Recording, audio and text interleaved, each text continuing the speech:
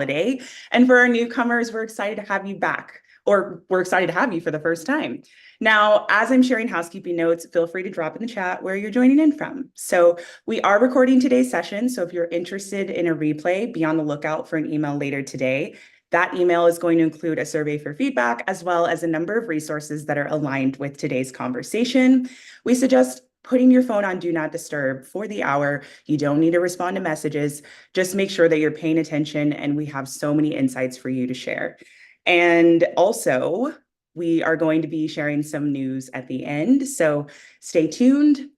Now, as we get this show underway, let's introduce our speakers for today. So, an Aussie turned New Yorker who coined the term neuroleadership when he co-founded NLI over 2 decades ago. With a professional doctorate, 4 successful books under his name, and a multitude of bylines, ranging from the Harvard Business Review to the New York Times and many more, a warm welcome for the co-founder and CEO of the Neuroleadership Institute, Dr. David Rock. David, great to have you back. Thanks, Shelby. Great to be here. And our moderator for today is a researcher at the Neuroleadership Institute, where she focuses on translating cognitive and social neuroscience into actionable solutions for organizations, as well as helps to communicate relevant research in an accessible manner for the public. Previously, she served as a professor at Dominican College and New York University as a researcher at the Nathan Klein Institute. She holds a bachelor's degree from Brown University and a PhD in neuroscience from New York University. A warm welcome to the head of scientific research at NLI, Dr. Emma Sorrow. Emma, it's great to have you here, and I'll pass it over to you. Thanks, Shelby. Hey, David, welcome back. We're here. Hey, happy Friday. Good to be here. It feels like the last day of the year, doesn't it? Sort of the end. It does feel good though, too. I think we're all itching for the break.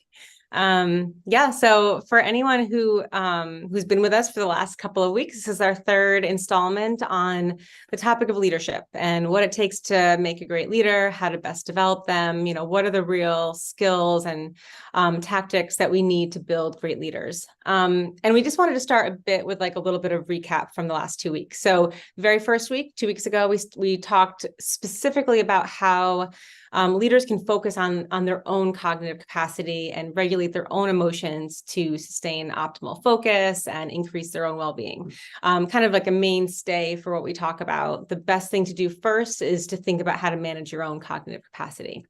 Then last week, we dove into how we understand how to leverage the science and motivation to work with your direct reports, kind of a one-on-one interactions, how to build those strong connections, setting great goals, delegation, and really even like the most difficult things, how to have motivational conversations, especially when the conversations are difficult ones.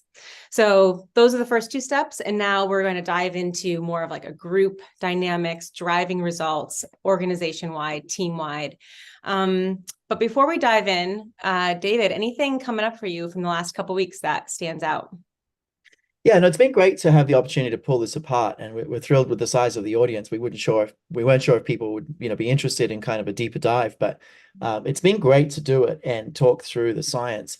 I mean, this journey for us has been the biggest transformation for us in probably 25 years. Where we've said, look, we actually feel now that we've done enough research that we can put together a kind of relatively standard off-the-shelf solution that creates better leaders based on the brain. And we can do that for most companies and for most managers, if not all managers, in kind of any company anywhere in the world. So that's a bold idea. We had a hunch we could do it. We didn't know for sure. A year later, we're like seeing it come together, and big kudos and appreciation to our team who've been working incredibly hard on this. But we do feel like we've found like a way of building the essential habits and skills that any leader would need for the majority of the things that they have to do. We're not trying to be exhaustive, but the fun thing about this is the coherence that we've been able to create. So, everything you learn right in the very first skill, around like dealing with the limited capacity we have, like that gets reused like so many places throughout, a 6-month experience. And then the very next thing we learn, like how to have more insights, in module 1, like, again, that gets reused. So we're sort of able to build this building in the right order of the critical skills and habits. You've got a few skills that then form a habit, and then have those kind of be building blocks for next thing. So we're really excited about the transformation this can be, even separately to the the way it'll get delivered. There's some really cool things, but I Yeah. think there's something important about kind of being able to put all the science together in one place for the critical things managers need. That's what's been exciting. Yeah, it's been exciting for me too. And I think for me, what I always keep coming back to is how simple it all can be if you understand the way the brain is organized and the way the brain responds to the environment. So at the very basic level, it's really what drives individuals to lean in. It's a sense that there's a reward and a dampening of the potential threats. I mean, we talk about this for any of our fans, we talk about this all the time.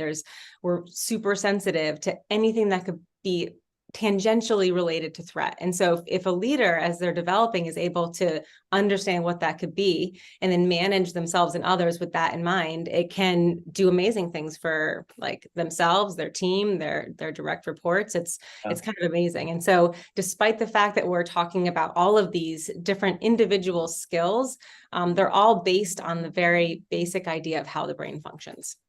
Yeah, and it's interesting. About 10 years ago, we built this huge leadership pathway, this huge custom leadership pathway for like 10,000 managers. So, every country.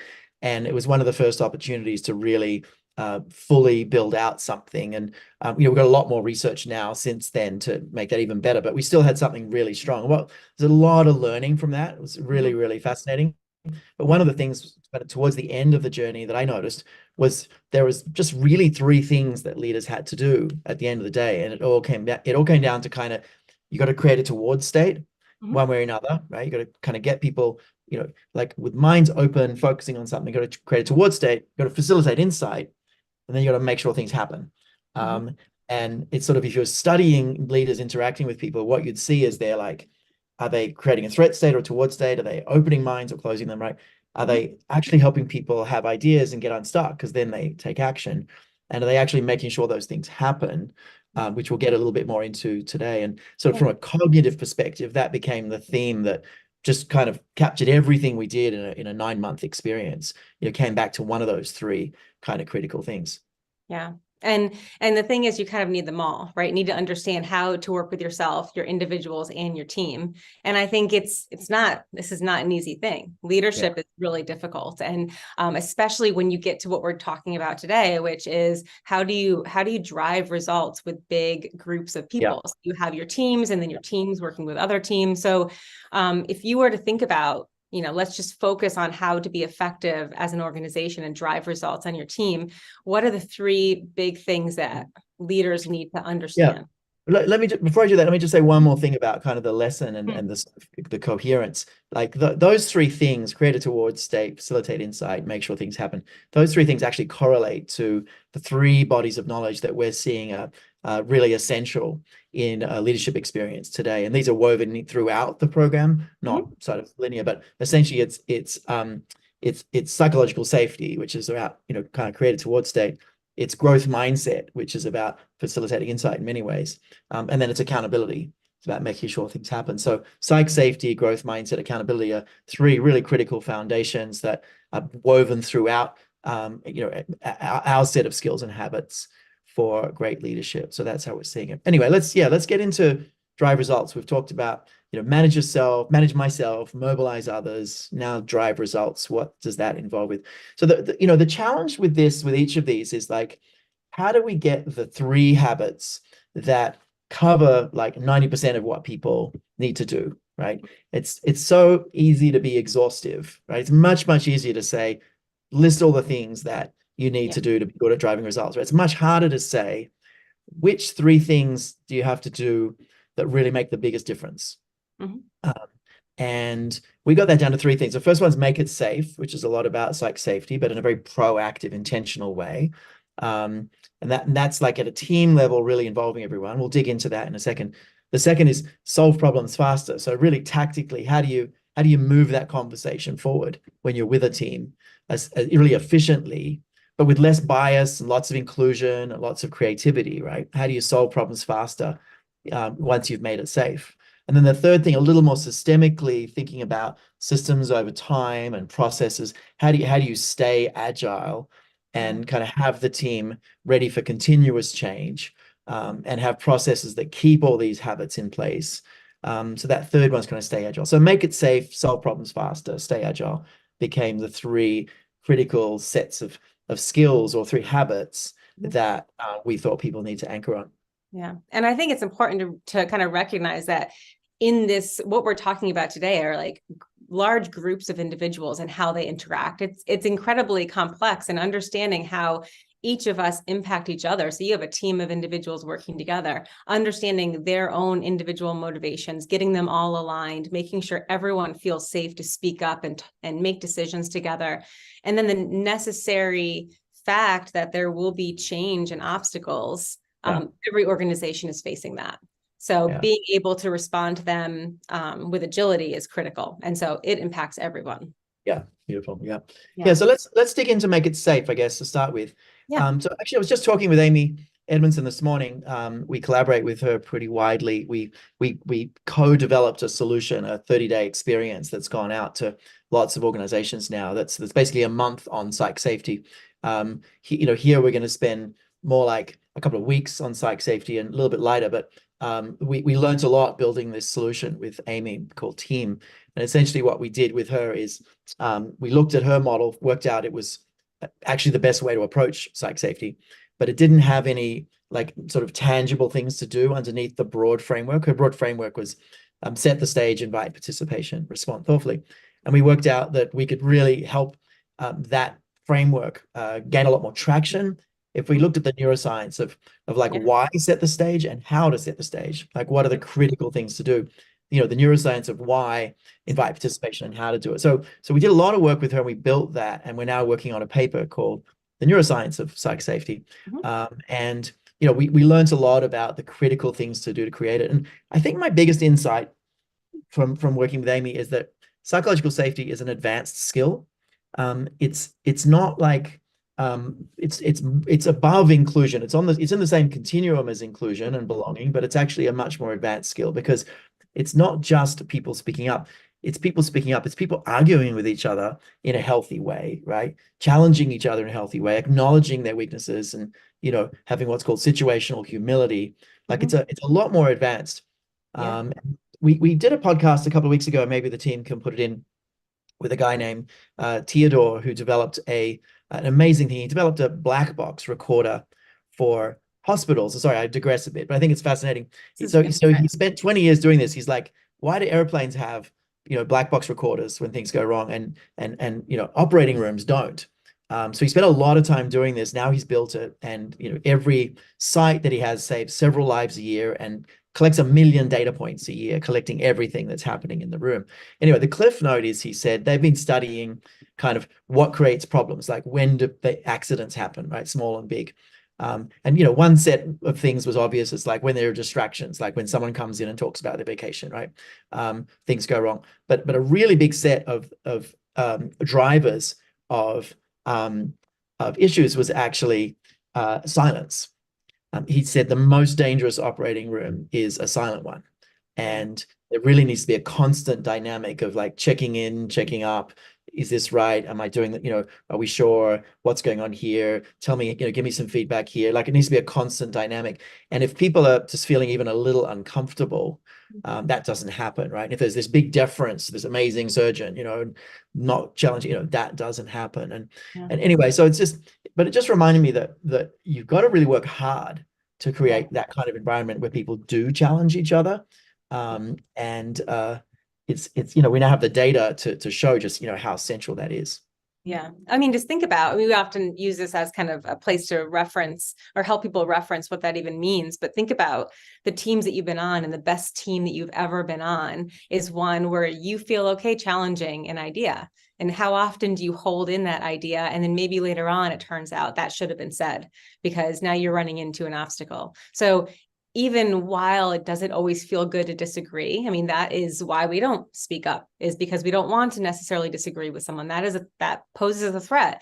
And especially if it's someone that's your leader. So as a leader, while we talk about psychological safety as a team environment that you're creating, so everyone is critical for creating that, the leader has a set of responsibilities too for kind of like role modeling this. So that's why this is part of the leadership development too, is kind of role modeling these behaviors. leaders and making sure everyone understands the ways of working. So how critical it is to speak up and to be aligned on the set of goals, let's say, or demonstrate the situational humility, which is really on the onus of the leader, given what we understand about power and things like that, that they need to share what they don't understand and what they know so that others feel comfortable doing that. So there are so many critical pieces that feed back to the leader.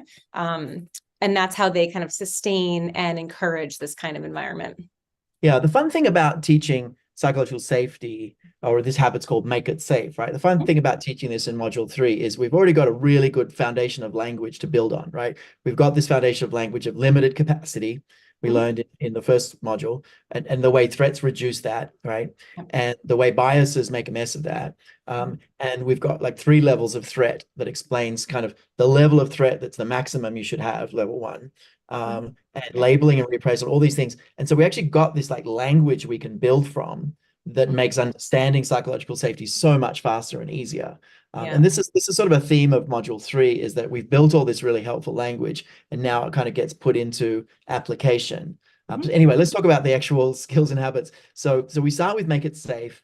There's a first step, we call it foster collaboration, which is really all about shared goals. And it turns out, like, if there's one thing every single manager should work on more, it's the shared goals, because when you have shared goals, everything changes. In fact, I could talk for an hour about just this thing, right? All the studies, like some studies blew me away. Like literally, whether you feel shared goals with someone or not determines how you see their physical movement in front of you. Like it changes how you see the way they move. It changes like how you process everything from them. It changes your motivations. It changes everything. So it's so important to have those really rich shared goals in broad terms, month-to-month terms, every interaction terms, just to create that strong in-group. So we start a lot with that. And then we get into more of the sort of invite participation stuff, and how do you like optimally include? And so, there's a lot of under-inclusion, but there's also a lot of over-inclusion. And so what does optimal inclusion look like? And then finally, the really hard one, I think the really important one is we call it enabling healthy debate. Is how do you create that situation where people really do debate? Emma, maybe you can speak to that. I know we have a lot of debate. Mostly it's rare that's not, but what's your experience, when we're debating our teams? Yeah, I mean, and this is such a hard thing to build. I mean, some people shy away more than others from debate. Some people maybe feel good in that kind of like stressful environment, but it is stressful. It does impose like a level of like interpersonal threat. And especially when you're debating with someone that, we feel so socially so strong about how others feel about us. And we talked about this last week a bit too. And then the importance of bringing in a shared language like SCARF. So here we bring in our model of SCARF and use this to send specific signals of reward during these kinds of conversations, because these are the discussions that encourage innovation, encourage pushing boundaries. I mean, getting to a point where you're actually trying something new and finding the best outcome sometimes has to start with a debate. And some of the best outcomes that we've found has come from arguments that we've had. And when we continue the argument and we're able to share our disagreements, sometimes we come to a better result. But it does require you to also use the signals of SCARF to kind of send those rewards and encourage leaning in. Yeah, it's so important, as the CEO and leader of the team building this as well. Like I see when we're working together on LEAD itself, on this whole question, right? Like I'm definitely right quite a bit about things, but other people are definitely right, and I'm wrong about things quite a bit as well. Like I'm not right 100% of the time. I'm probably not right 60% of the time. Like I'm maybe right somewhere between 30 and 50% of the time, right? But other people are right a lot too, and I miss stuff. And so if no one's going to challenge what I say, like it's problematic. And so some of it is things that I can do, like speaking last and asking everyone to input. There were some real tactical things like, hey, everyone, you're here because your opinion matters. Everyone comment in the chat now. That's one of my favorite tactics. So there's some tactical things to do, but a lot of it is the mindset of the leader recognizing that, while they might have the most experience in something, other people have really, really helpful things, but you got to be super intentional about making the space for it. So I think that's what psych safety is, being super intentional about creating this environment where everyone's, you know, really coming forward and sharing what they think. Yeah. I mean, the different perspectives, we talk about this all the time, the importance of having multiple perspectives. Sometimes you bring someone in who hasn't been involved in the weeds of the creation. We're so focused on certain goals that we miss some of the tangential things that are critical. And so having those different perspectives come in and allowing them to share in whatever way they want. So we talk about the idea of using parallel processing or different ways of adding input. Those are all going to help someone who might not feel so comfortable sharing verbally. They can drop it in the chat or other ways like that. So all of those things are critical, but then also to actually listen to those pieces of input and experiment on them. Yeah, absolutely. Yeah, let's talk about the second habit then. So, you know, we've got make it safe, right? And remember, this is like, these 3 habits are over like a 2-month journey. So you're spending, you know, quite a bit of time, maybe, you know, 3 or 4 weeks on make it safe, you know, really building these habits, you know, one at a time.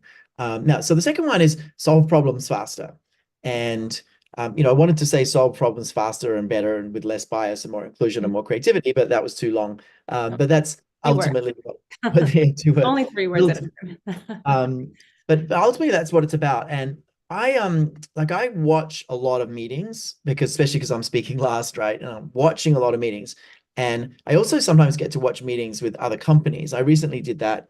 It was fascinating watching a team of about 10 people like spend an hour trying to make a decision. And like I was just like making notes and mapping on to all the like unnecessary like time wasting that happened and why it happened and how it happened. And it was like, oh, this could have been like a 12 to 15 minute interaction with a much clearer outcome, with a good process. And it was an hour interaction. They really didn't get to a good outcome. And it was fascinating to see that. And there's a couple of things that make a huge difference. One is a framework that we developed a long time ago that we teach to coaches, called the CREATE model. And it essentially takes a complex decision process and breaks it into 3 distinct parts that people normally mush together. Normally, when you sort of get a problem, you like try to find the solution straight away because uncertainty is painful, right? So you just sort of want to rush to the solution. But instead of that, if you want to increase inclusion and you want to increase creativity, what you want to do is just immerse in the current reality of the situation before trying to solve anything. But that means like, what's your goal? What's the background? What have we done so far? What do we know? Like just immerse in the current reality. What it does is it primes the brain for insight, right? It brings all this information together. And it's a super helpful thing. You know, what do we know? Before we get into solutioning, let's anchor on what we know. And it's also, I should say, it's also a form of like reappraisal and labeling in a way, right? Because a problem, as you said, is a threat. And so we're so hyper-focused on the idea that we can't solve something and we're stuck at this impasse and we don't know the answer, or maybe it's uncertain. So by talking about the facts, you're kind of like changing the emphasis of where our cognitive resources are back to the prefrontal cortex. So you're just thinking about what is in front of us. What do we know? Not really what we not know. Yeah, it's well said. Thanks for that. So it's like just spend time in the current reality. When you have the shared language of CREATE, it's super helpful. So we're gonna spend time in that. So we've really exhausted that. Next, we're going to explore alternatives, right? But even while we're exploring alternatives, we're not going to actually try to choose one. That's the third step. All we're going to do is range widely through alternatives. Now, at each stage, it's sort of uncomfortable for people because they want to just rush to the solution, right? But what happens is usually when you explore alternatives, the first 2 or 3 ideas are terrible. The next like 3 or 4 start to be interesting. And by the time you get to like 5, 10, 20 ideas or alternatives, you've got something actually non-obvious and interesting and non-trivial. So the explore alternatives phase, you can do this lots of different ways, like telling people to go away and come up with 10 ideas each or sleep on it. But, if you want people to come up with 3 ideas, get them to come up with 10, and, loosen the bonds of kind of existing schemas any way you can. So current reality, explore alternatives. And the third step is thoughtfully evaluate, which is about developing some criteria for how you're going to select from the alternatives, right? Now, it's a really big project, really important project, big commitment. You might develop some formal criteria. Otherwise, it's just a bit more offhand, like, hey, what really matters, as we choose. So anyway, it's just a disciplined process. It sounds like it might be complicated, but this is just literally turning what might be a half-hour, like, debate and frustration into more like a 15-minute, like more kind Yeah. of, she shortens it when you do this, and opens it up. So that's Create, and we find it super helpful. We use it all the time with most decisions, Yeah. but it's just a super helpful way of moving forward. What do you think, Emma? I was just thinking about this and thinking about how when you have a group of individuals who are brainstorming, if you do have something that's really objective at the end that allows you to kind of rate all of the ideas based on what you actually need in the outcome, what this does is it takes away the, oh, this was my idea, so I'm the best, or I won this one, because in the end, every idea was mapped against what you actually wanted. And so it's an objective result that doesn't put emphasis on whoever it was that came up with Right. that idea. It's just like an objective result. And then you end up with a team that is all equally satisfied that you chose the right thing, the right way to solve it. Right. I mean, it ironically speeds decisions up. It reduces bias, increases inclusion, and increases creativity. So, increases psychological safety as well. So really, really helpful framework. So, people will spend a week on that, like learning it, practicing it. And if they want to go in and like really go deeper, they can like do AI generated practice scenarios. They can read more about it. They can, there's a ton of additional, kind of ways to dig in. Anyway, so it's like, first of all, create safety with Make It Safe. Second of all, solve problems faster. And we start with solve problems faster with this create model idea, right? Of like moving through difficult thinking. But then the output of those decisions sometimes has bias. So we come back to the seeds model and say, all right, look, it's great that you've used a good process like create, but let's make sure it doesn't have bias as well. And just on any decision that you're making, how do we reduce bias in a team? And so the second skill here is like using seeds in teams or mitigating bias in teams. That's super important. And the third one, we'll spend some time on this one, I guess. The third one is, once you've done that and you've kind of made a commitment or made a decision or an action plan, how do you make sure it happens, right? And how do you as a manager like own the outcomes and really make sure things happen? And that's all about accountability. So you've got kind of move through decisions faster, but make sure they're biased and then make sure they happen. That's the whole domain of solve problems faster. We think those are the critical kind of skills and habits. I'm thinking about accountability. We brought this up a bit last week as well, but accountability, just the term itself just has a punitive feel for it. And I think a lot of leaders all want their teams to be accountable. They want accountable employees, but how do you hold someone accountable and not make them feel like they're being punished or blamed? So how do you shift that feeling of accountability from something that I want to shy away from and I don't want to be blamed to I want to lean in and be accountable? So how do you get, I feel like that's where we're kind of thinking how to drive that. Yeah, it's interesting. And you and Ryan and some of the other researchers noticed when we were leaning into this that there might actually be two kind of flavors of accountability that have never been distinguished. And I know we've started to think about this more. And great work seeing this, that there is sort of a punitive accountability. And then there's more like a kind of, I don't know what the right phrase is, we're working with it, but like a positive accountability or empowered accountability we talk about. And the sort of punitive accountability is a manager like giving people like potential punishments if they don't do something, right? That's and you're sort of using extrinsic rewards or extrinsic punishment in this case to make people do something, right? So the manager's trying to make their people accountable. They're saying like, if you don't do it by this time, these bad things will happen. Or generally even just being upset with the person, getting angry at them is a type of punitive accountability. There's no actual punishment, except social punishment ends up being really painful. Right. So that's sort of punitive accountability. So what's the empowered accountability? So when people miss, a target or something, you're not yelling at them, you're not creating social threat, you're doing something else. So there's a whole different way of kind of thinking about accountability. And so we've been thinking about it a lot. It's been a really interesting journey to sort of look at what is this concept you created from the building blocks we've been talking about. What is it? And what's your thoughts, Emma? What do you think accountability is made of? I mean, I think if you start at the beginning, you want to get someone to own their own results, right? So how do you get them to say, oh, I made a mistake, so I'm going to fix that and find the solution, before it even goes back to the leader having to say, oh, well, this is how you have to get there, or you're being punished in this way. So, I mean, in my opinion, I think it starts with the leader is going to create this environment for their team. So they have to embrace being accountable to others and role model this first. But I think when we talked about the science, we talked about how at its core, it's all around like how you set expectations and meet them, knowing what expectations and lost expectations do to somebody else. That like, you know, oh, you didn't reach that goal, and you know what that does to someone else. So you're kind of like obsessed with making that and getting to that expectation. Yeah, there's some really, really interesting research about expectation management. It's in one of my chapters in Your Brain at Work. The cliff note is like, if you've got like a +10 and -10 scale, right? +10 reward, you know, strong reward, -10 strong threat, right? You know, when you say you're going to do something and you do it, you get like a +1 or +2, like a slightly positive thing. You say you're going to do something and you do something even better, you get like a +4. It's pretty strong. But you say you're going to do something and you don't do it, you get like a -7. It's like really strong.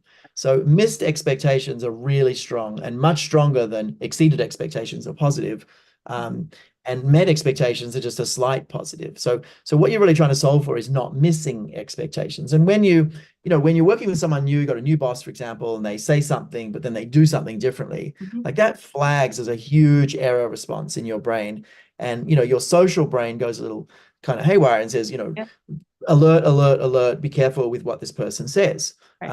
Whereas we all have those one or two people in our life that we know that when they say something, it's going to happen. And if it doesn't, there's an incredibly good reason why, and they'll make sure they take care of it. And, and you ultimately need that to be that kind of person and role model that kind of skill as a manager, because then your people have these this really clear channel with you of things happening. So there's a lot of really fascinating research on expectations, and we sort of thinking about as like obsessing about the commitments you make is kind of one of the elements of accountability. There's another one I think that is sort of a little not obvious, and it's that when you're really accountable for something, you do this thing called mentalizing, where the best way to describe it is when I'm going on a long trip, the really important element of packing for me is getting in the shower, having a long shower, and picturing physically being there, right? So let's say I'm going to a cold climate and it's winter.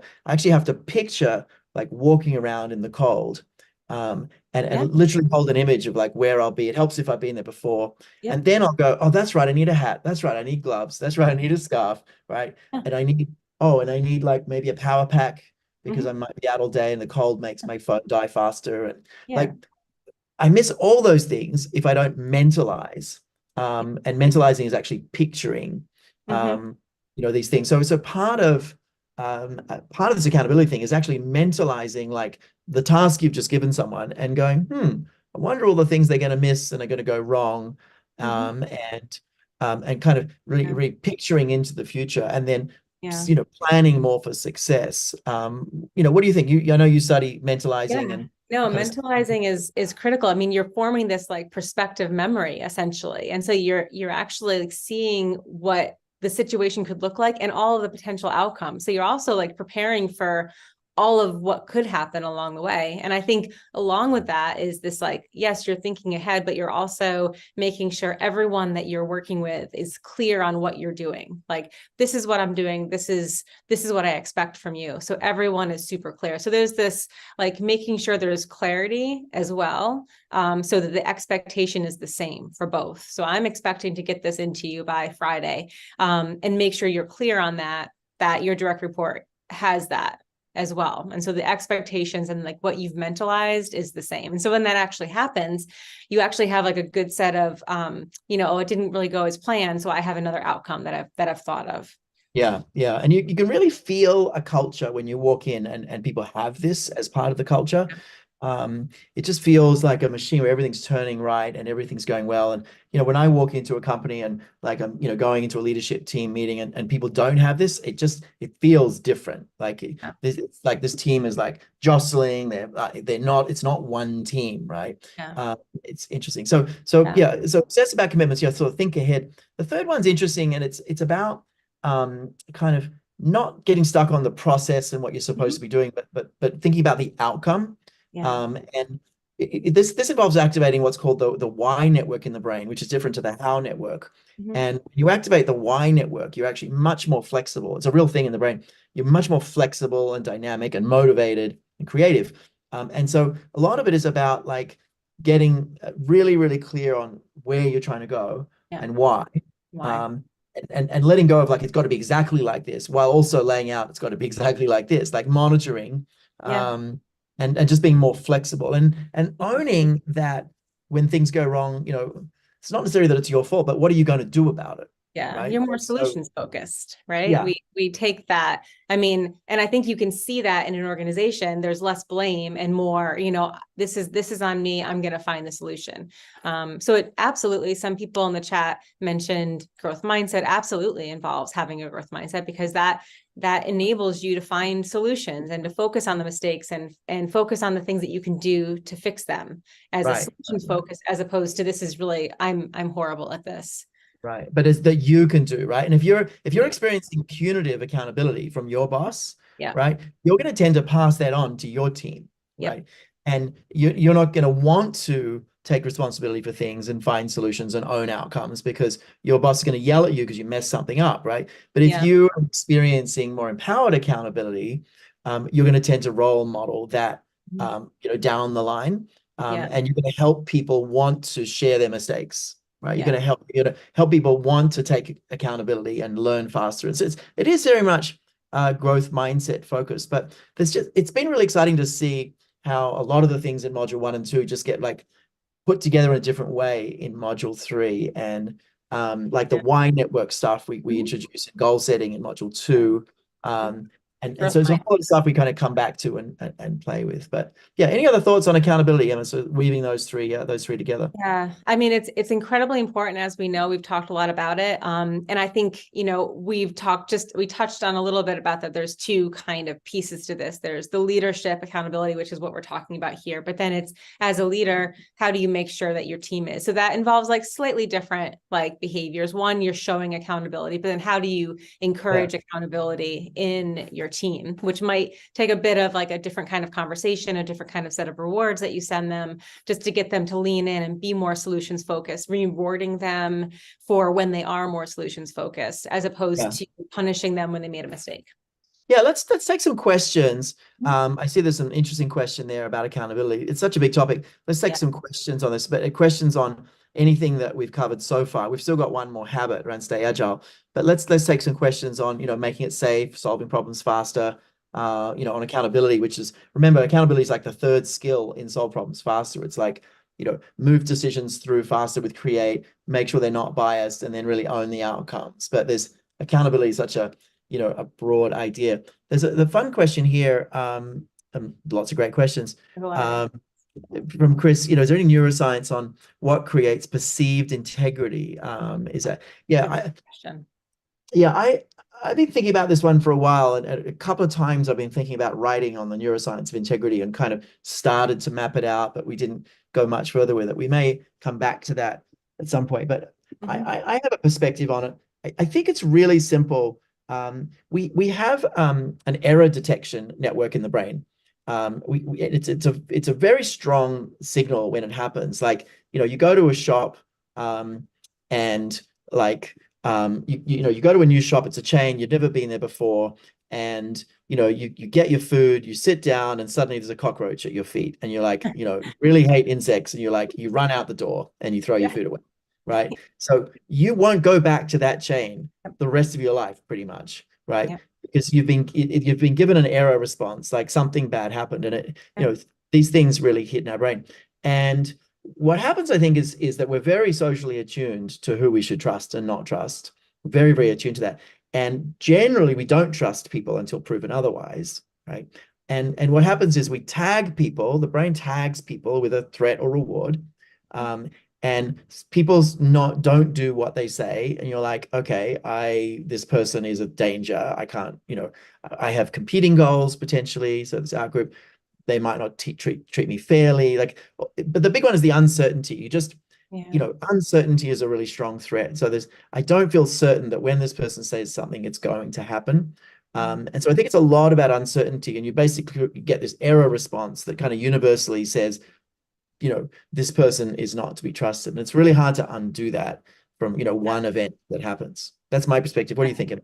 No, I think that makes a lot of sense. And I think there's also what makes it really tricky from person to person is their own personal experiences, which, maybe their own personal biases that they bring to the table based on their prior workplaces. So maybe you came from a culture that no one was, the integrity was low or the accountability was not there. And so it might be even harder. Maybe someone has to, meet the expectations multiple times for you to start believing this person has a bit of integrity or is accountable for what they say they're going to do. So kind of mixes in the idea of how well you trust an individual and how much trust is built. Yeah. But I think in integrity and maybe the level of what it takes to be have integrity is probably different based on the person and where they're coming from. Yeah, that for makes it sure. really tricky. Yeah.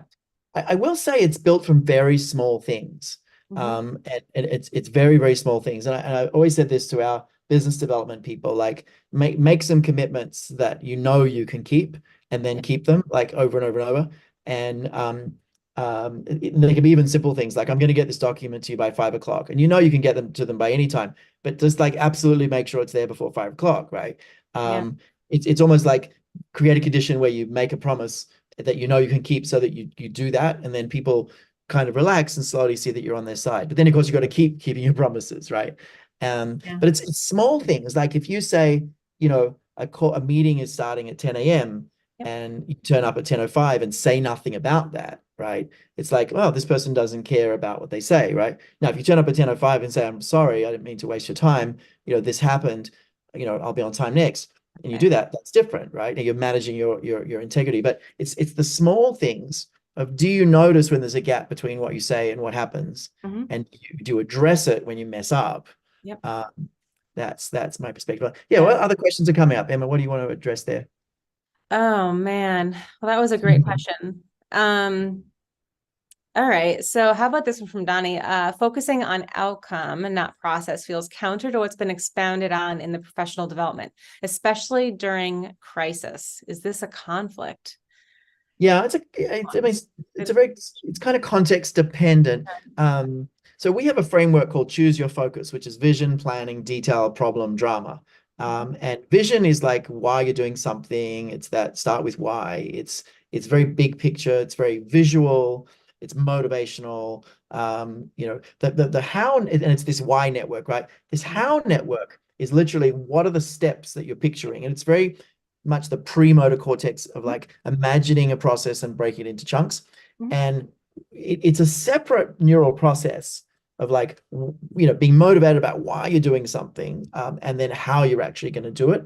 And then you get into the doing of it, breaking those chunks into okay, let's start, right?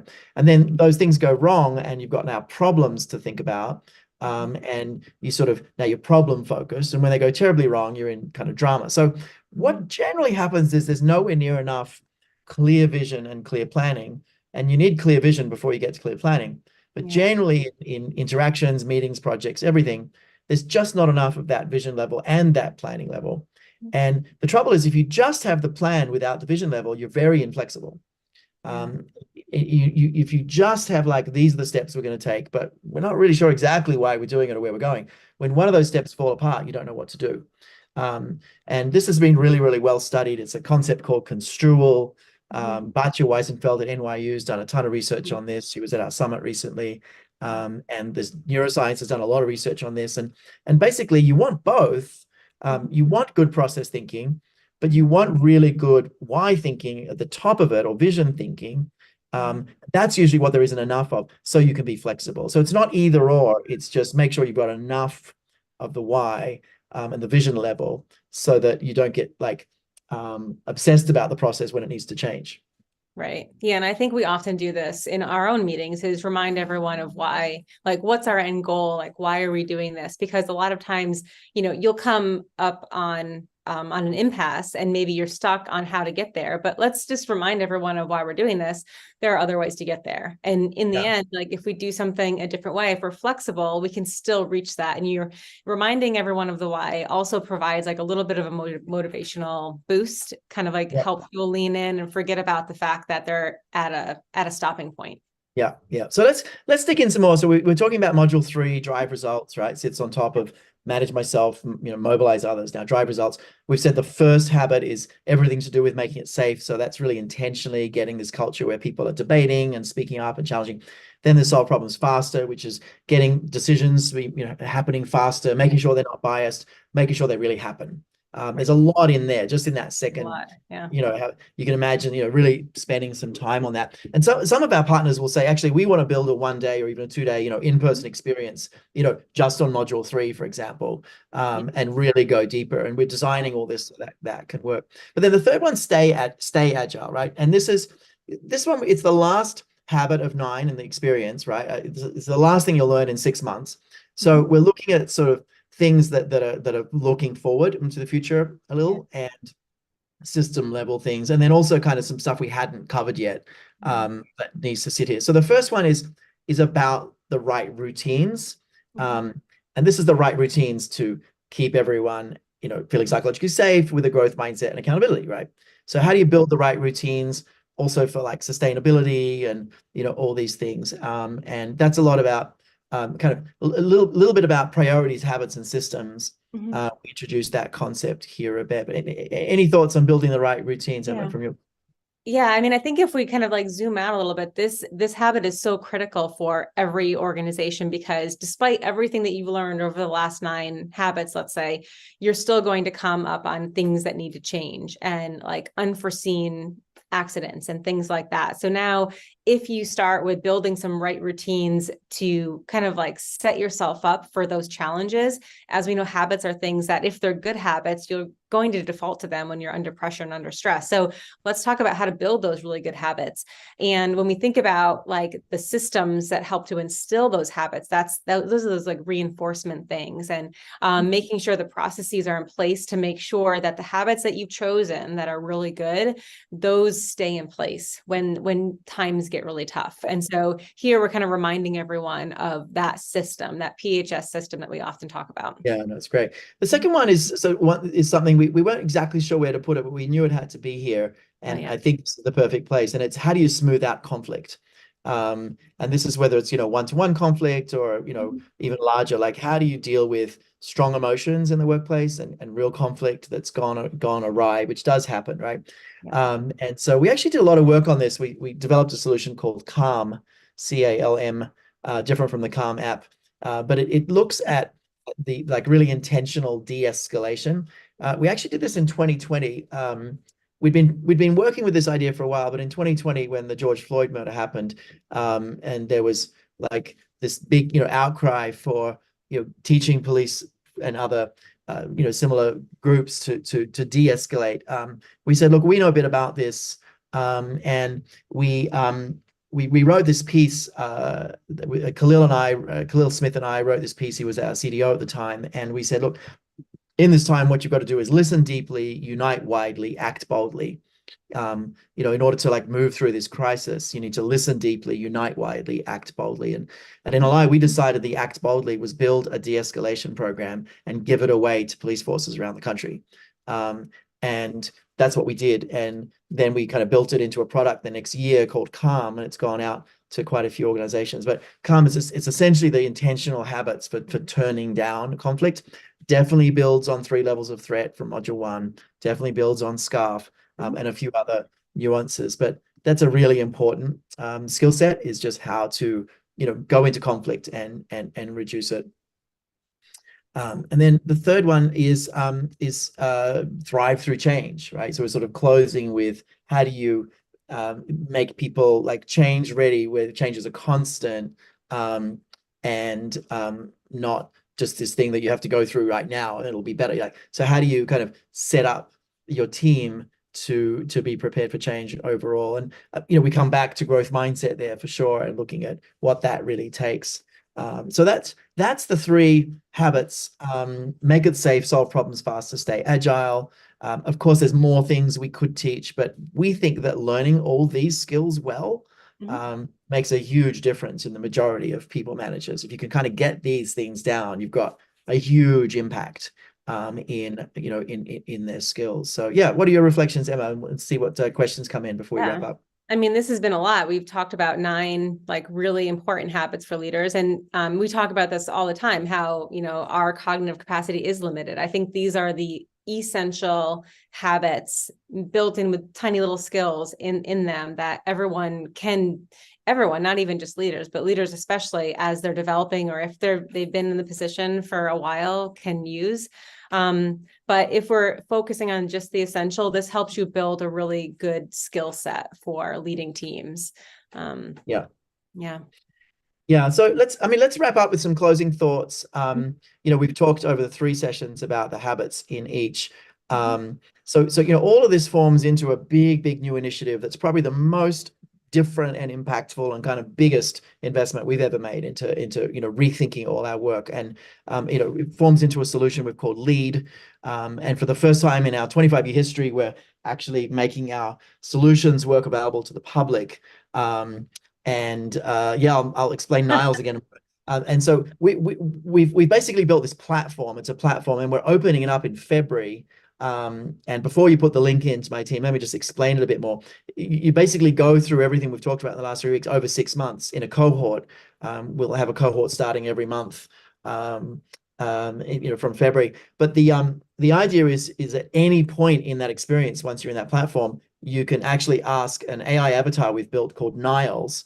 And Niles stands for Neuro Intelligent. So not just artificial intelligence, but Neuro Intelligent Leadership Enhancer, or sometimes Leadership Enhancing System. But Niles is a character that you literally can ask anything of, and it's been powered up with everything in all these the last 3 weeks we've been talking about, but also everything we've ever published and every solution we've ever put together, every article we've ever written, you know, everything. Essentially you can ask like a really simple question, like, you know, give me the basics on running a better meeting right now, and it'll give you like a 1-page guide that's the very best guide for that, right? Or you can say, you know, give me a click down into like how to do this well, and it'll give you maybe a couple of 100 words. Or, you know, give me a deeper dive, I want to spend some time on this. It'll pull up the best readings and resources. Or you can actually say like, hey, a specific scenario, actually use it as a coach.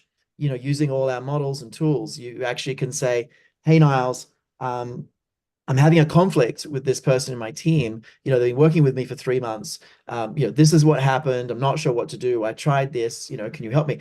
And amazingly, it'll actually coach you really effectively. It's kind of terrifying. And, you know, obviously we're training it, you know, every single day, getting better and better. But so you can use it as a coach. You can use it to sort of, you know, give you a neuro-intelligent nudge, right? So there's a neuro-intelligent nudge it'll give you for a specific situation. You can use it to coach you, and you can also use it actually to do practice scenarios. Like, Niles, I want to practice conflict resolution. Give me a scenario to work on, and you can actually practice scenarios as well. So it's kind of awesome. It's going to run the company on its own, maybe. Well, it's certainly going to know more than I do about everything we've ever published and written, which is kind of cool. So Niles is part of this experience, and it weaves back to all the insights and tools and skills and habits, you know, in this 6-month journey.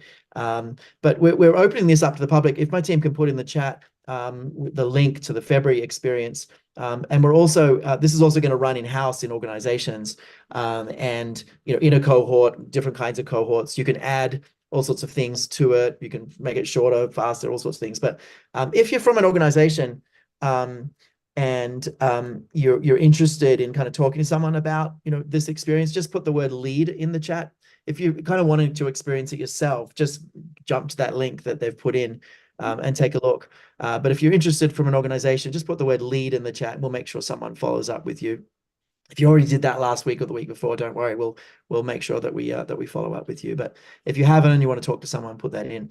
Can Niles be purchased outside of the LEAD program? It's a great question, Rhonda. We have not thought about that. We're now starting to think about that. probably is the answer. The thing is that it'll explain a lot of stuff people won't necessarily have access to understand more, like scarf and seeds, and like it'll refer to some language like, hey, you could be at a level 3 threat. You'd be like, what's that? Whereas with Niles, it'd be like you'll be able to click in and get into the content if you want to kind of understand more.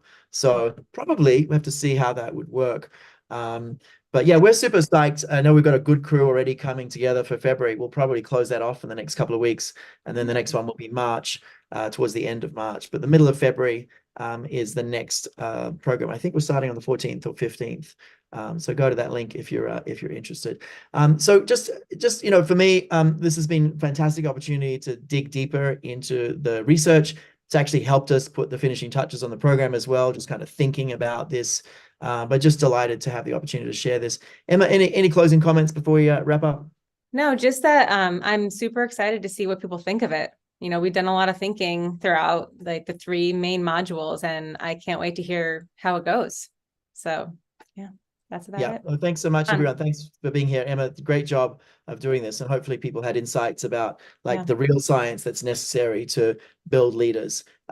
Yes, we have a solution that can help with that, but we also want this to be really helpful for you to just kind of understand the mechanics more of what really is involved in developing leaders in any form. So thanks so much for being here, everyone. Take care. Have a great holiday.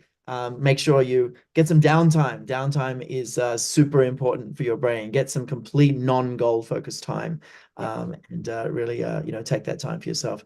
Thanks so much, everyone. Thanks, Emma. Great job today. Thanks to the team behind the scenes. We'll see you in 2024. Bye-bye. Bye.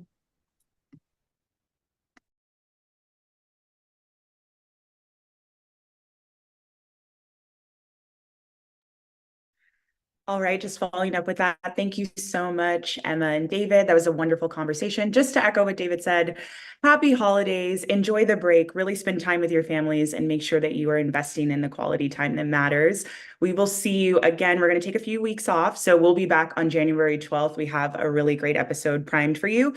In terms of that news, we are going to be revamping our corporate membership offering for 2024. So in the new year, we'll have more context for you, but just make sure that you have that on your radar because exciting things are coming. And on behalf of our team behind the scenes, thank you for being here. We're closing out 2023 and we'll see you in 2024. Thanks.